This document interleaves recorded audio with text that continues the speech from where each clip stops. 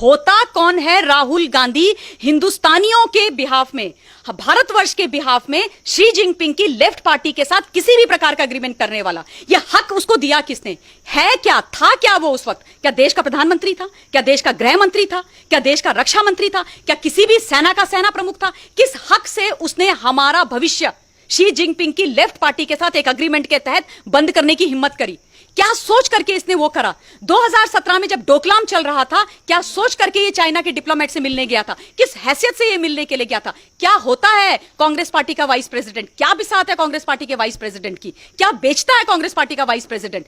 तुम जो हो इस तरीके के एग्रीमेंट्स और इस तरीके के एमओयू साइन करोगे, मेमोरेंडम ऑफ अंडरस्टैंडिंग, बाकी लोगों के साथ इस देश को बेचने के लिए, इस देश को गुमराह करने के लिए, और उसके बाद अपनी इसी शक्ल अचानक से जगोगे रात के अंधेरे में, एक वीडियो बनाओगे अपनी शक्ल लेकर के और उसको तुम पोस्ट कर दोगे और बोलोगे कि मोदी जी आप बताओ ऐसा क्यों हो रहा है, मोदी जी आप बताओ क्या हो रहा है, क्या हो रहा है? 1 इंच की जगह उन्होंने नहीं ली है। आज तुम अपनी सेना को डाउट कर रहे हो। देश की सेना कह रही है, सेना प्रमुख कह रहे हैं, हमारे जो फील्ड लेवल के कमांडर्स और जनरल्स हैं वो कह रहे हैं कि हमारी 1 इंच जमीन पर कब्जा नहीं हुआ है, हमने जो बोला है वही सच है। लेकिन इन्होंने जब भी हमारी लड़ाई किसी भी दुश्मन देश के साथ हुई है, इन्होंने कभी भी अपनी आर्मी का साथ नहीं दिया है। इन्होंने जाकर के ये दुश्मन देश के साथ खड़े हो गए।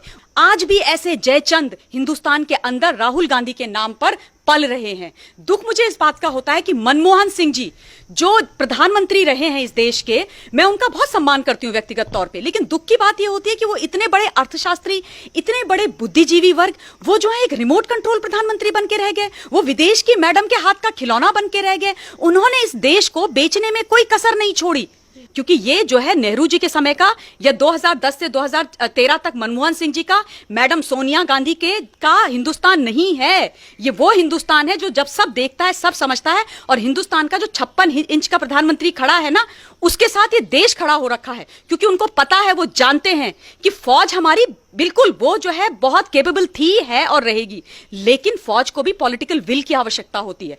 सोनिया गांधी, मैडम गांधी जी जिन्होंने 80s में इस देश की नागरिकता ली है, सोनिया गांधी जी जिनसे एक शब्द नमस्कार तक वो शुद्ध हिंदी में नहीं बोल पाती हैं, सोनिया गांधी जी जो हिंदुस्तान की धरती पर बोझ बन के बैठी हुई है, सोनिया गांधी जी जिसने इस देश की राजनीति को कुठाराघात कर करके इस देश को बर्बाद करने में कोई कसर नहीं छोड़ी, मैडम सोनिया गांधी जी जो पुत्र मोह में ऐसी अंधी हो गई हैं, उन्होंने अपनी आंखों में पट्टी बांधी है कि उस मंद बुद्धि को जो एमपी का मतलब कहीं किसी ऑफिस में 4th क्लास में जाने के लायक नहीं है, उसको देश के प्रधानमंत्री बनने के ख्वाब देख रही हैं, उनके वो इस तरीके की जब बातें करती है ना, तो साफ साफ इस देश को दिखता है कि वो चाहती क्या है, वो चाहती क्या है। उनसे तो एक एक चीज, एक एक प्रश्न पूछना चाहिए, उनको कटघरे में खड़ा करना चाहिए, जिसकी बहुत ज्यादा आवश्यकता है। आप देखिएगा वो कभी भी जो है 1-to-1 इंटरव्यू नहीं देती हैं किसी को, हिम्मत ही नहीं है उनके। राइट विंग के चैनल से आप जाके उनसे पूछ लीजिए, वो आपके सामने आएंगी नहीं। हमें इस देश के जयचंदों के भी बहुत सारे सबूत मिलते हैं। जब हम पानीपत की तृतीय लड़ाई के बारे में पढ़ते हैं, पानीपत तृतीय की लड़ाई पढ़ते हैं, उसमें हम कहते हैं कि हम जो है हार गए थे उस लड़ाई को। लेकिन दुख की बात यह है कि उस वक्त भी हमारा जो मराठा वॉरियर था सदाशिवराव भाऊ, वो अब्दाली से हारा नहीं था, उसको हराया गया था। हमारे यहाँ के छोटे छोटे जो रजवाड़ों के जो राजा थे, वो जाकर के अब्दाली के साथ मिल गए थे, वो जयचंद हो गए थे, क्योंकि वो चाहते थे कि सदाशिवराव भाऊ हारे। और इसलिए हमारे, क्योंकि वो जो है उनकी छोटी छोटी सोच होती है, छोटी राजनीति, छोटा गेन, छोटा अपनी किंगडम बचाना, अपनी राजनीति करना। तो ये इतिहास से चला आ रहा है। हमको हराने वाला कोई बाहर का आज तक पैदा ही नहीं हुआ है। हमने हार देखी है या हमने तभी दुख झेला है जब हमारे अपने लोगों ने इस हिंदुस्तान की धरती पर, मां भारती पर कुठाराघात किया है।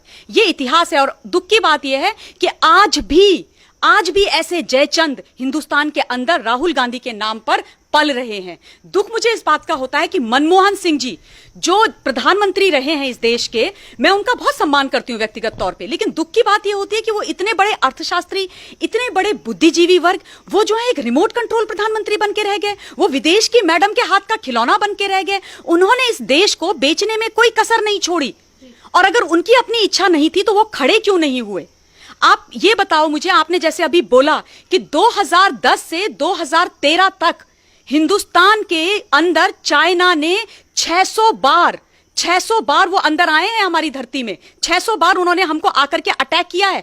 उसकी बात मनमोहन सिंह क्यों नहीं करते हैं? भूल गए क्या मनमोहन सिंह? जुलाई अगस्त में जब भी मौसम अच्छा होता था वो हमारी सीमाओं पर आते थे, हमेशा वो अंदर आए और हमेशा उन्होंने हम पर अटैक किया। उन्होंने हमारी 640 स्क्वायर मीटर जमीन हड़प ली। और उसके बाद हमारे उस समय के एक फॉरेन सेक्रेटरी होते थे इनके, मनमोहन सिंह के, यूपीए 2 की गवर्नमेंट के, श्याम शरण उनका नाम था। वो जब लद्दाख गए और उन्होंने देखा कि 640 स्क्वायर मीटर जमीन चाइना ने ले ली है, उन्होंने मनमोहन सिंह जी को वहां से इन्फॉर्म किया कि चाइना ने नई एलएसी बना दी है।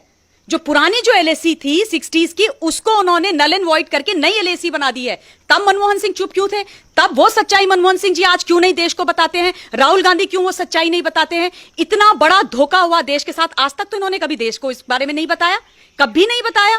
तो ये इस तरीके की बात करेंगे। और दूसरी बात, राहुल गांधी मंदबुद्धि आदमी खड़े होकर के बोलता है कि आप हमें जवाब दीजिए प्रधानमंत्री जी कि लद्दाख के बॉर्डर पर वहां पर क्या हो रहा है, गलवान वैली में क्या हो रहा है, एलएसी में क्या हो रहा है।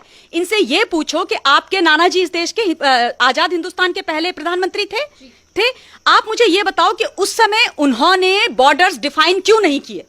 किसने रोका था उनको रोका था उनकी महत्वाकांक्षाओं ने। उनको इंटरनेशनल लीडर बनना था। वो जो है संधियों के बाद संधियों, अग्रीमेंट के बाद अग्रीमेंट करते जा रहे थे चाइना के साथ। उन्होंने कभी देश का प्रधानमंत्री बनकर के इस देश के लिए नहीं सोचा। आप सोचो 1951 से लेके 1957 तक चाइना ने 179 किलोमीटर की सड़क बना दी अक्सई चीन पे, हमारे एरिया में, और हिंदुस्तान को पता ही नहीं चला। हिंदुस्तान के प्रधानमंत्री साहब जो है मस्त नींद में सो रहे थे, विदेशों की यात्रा कर रहे थे, इंटरनेशनल लीडर बनने पर तुले हुए थे, और वो हमारी नाक के नीचे से वो 179 किलोमीटर की